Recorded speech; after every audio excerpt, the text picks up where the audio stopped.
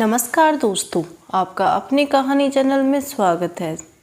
दोस्तों, कार्तिक मास चल रहा है और आज हम कार्तिक मास का महात्म्य में अध्याय 5 सुनेंगे। तो चलिए शुरू करते हैं।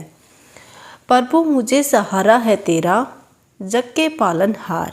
कार्तिक मास महात्म्य की कथा मैं करूं विस्तार। राजा पृथु बोले, हे नारद जी, आपने कार्तिक मास में स्नान का फल कहा।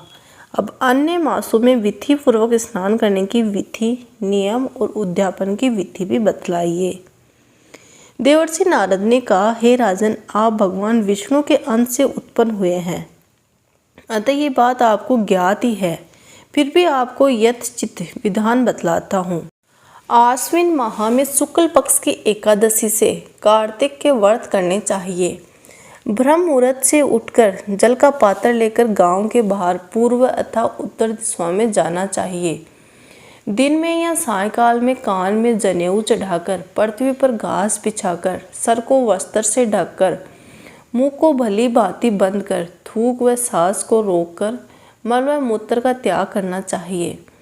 तत्पश्चात मिट्टी व जल से भली भांति अपने गुप्तांगों को धोना चाहिए। उसके बाद जो मनुष्य मुख शुद्धि नहीं करता, उसे किसी भी मंत्र का फल प्राप्त नहीं होता। अतः दांत और जीभ का पूर्ण रूप से शुद्ध करना चाहिए और मंत्र का उच्चारण करते हुए दातुन तोड़नी चाहिए। हे वर स्तपे, आप मुझे आयु, कीर्ति, तेज, प्रज्ञा, पशु संपत्ति, महाज्ञान, बुद्धि और विद्या प्रदान करो। इस प्रकार उच्चारण करते हुए वृक्ष के 12 अंगुल की दातुन ले। दूध वाले वृक्षों से दातुन नहीं लेनी चाहिए। इस प्रकार कपास, कांटेदार वृक्ष या जले हुए वृक्ष से भी दातुन लेना मना है।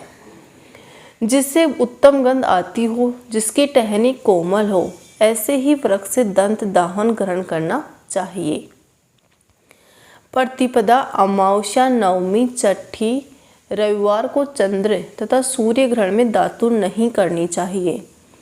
तत्पश्चात भली भांति स्नान के फूल माला, चंदन और पान आदि पूजा सामग्री लेकर प्रसन्न चित्त व भक्ति पूर्वक शिवालय में जाकर सभी देव देवताओं की अर्घ्य, आचमनीय आदि वस्तु से पृथक पृथक पूजा करके प्रार्थना एवं प्रणाम करना चाहिए।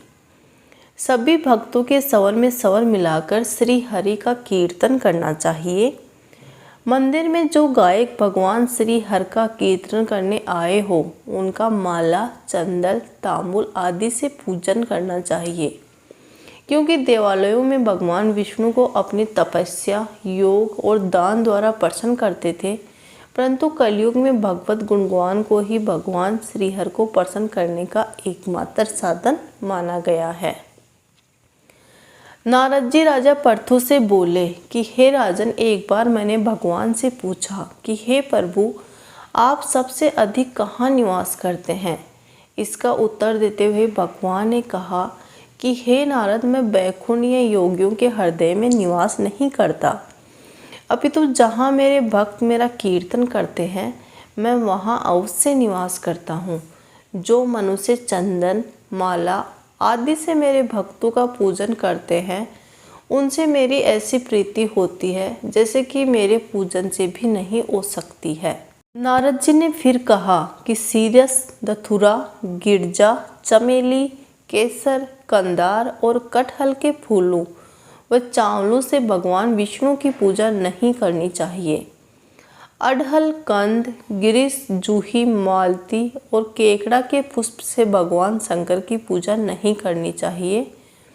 जिन देवताओं की पूजा में फूल निर्दिष्ट है, उन्हीं से उनका पूजन करना चाहिए। पूजन समाप्ति के बाद भगवान से क्षमा प्रार्थना करनी चाहिए, यथा, हे ईश्वर, हे देव, न मैं मंत्र जानता हूँ न क्रिया, मैं भक्ति से भी हीन हूँ। मैंने जो कुछ भी आपकी पूजा की है उसे पूरा करें। ऐसी प्रार्थना के पश्चात साष्टांग प्रणाम कर भगवत कीर्तन करना चाहिए। श्री हरि की कथा सुननी चाहिए और प्रसाद ग्रहण करना चाहिए। जो मनुष्य उपरोक्त विधि के अनुसार कार्तिक व्रत का अनुष्ठान करते हैं, वह जगत के सभी सुखों को भोगते हुए अंत में मुक्ति को प्राप्त करते हैं। बोलो श्री विष्णु भगवान की जय।